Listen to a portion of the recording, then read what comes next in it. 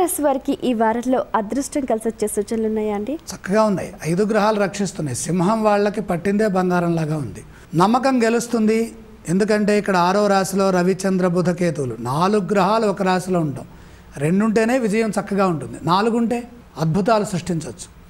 అలాగే 5వ రాశిలో శుక్రుడు. ఇవన్నీ ఎప్పుడు ఆలోచనల్ని అమలు చేసినప్పుడు, కార్యరూపంలోకి తీసుకొచ్చినప్పుడు. అలాగే సంతృప్తినిచ్చేటటువంటి విధంగా కాలం గడుస్తుంది. తగినంత శ్రమ చేయండి. ముందస్తు ప్రణాళికలతో సిద్ధం కండి. లక్ష్యాన్ని చేరుకుంటారు. విఘ్నాలని బుద్ధిబలంతో ప్రశాంతంగా ఆలోచించి అధిగమించాలి. బంధుమిత్రులతో కలిసి సంతోషాన్ని పంచుకుంటారు. ధర్మసిద్ధి ఉన్నది.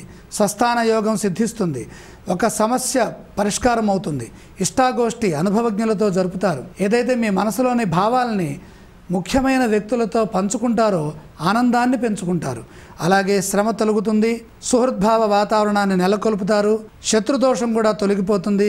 ఆర్థిక లాభాలున్నాయి. భూ గృహ వాహన యోగాది సౌఖ్యాలను అనుభవిస్తారు. ప్రయత్నం ఫలిస్తుంది.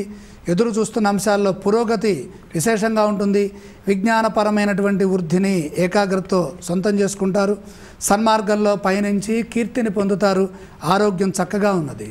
సింహరాశి వారు పఠించవలసిన స్తోత్రాలు ఏవండి? సూర్యారాధన చేయడం ద్వారాగా ఆటంకాలన్నీ కూడా పటాపంచలైపోతాయి.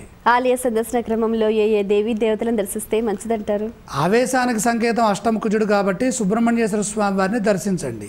ఈ రాశి వారు చేయవలసిన దానాలు ఏవండి? 12వ రాశిలో రాహు ఉన్నప్పుడు త్రుటిలో ప్రమాదాలు వచ్చిపోతుంటాయి కాబట్టి మినుములు దానం చేయాలి. సింహరాశి వారికి ఈ వారంలో విశేషంగా 5 గ్రహాలు బాగా అనుకూలిస్తున్నాయి. వాటితో పాటుగా భూ గృహ వాహన యోగాలు ఉన్నాయని సూచిస్తుంది.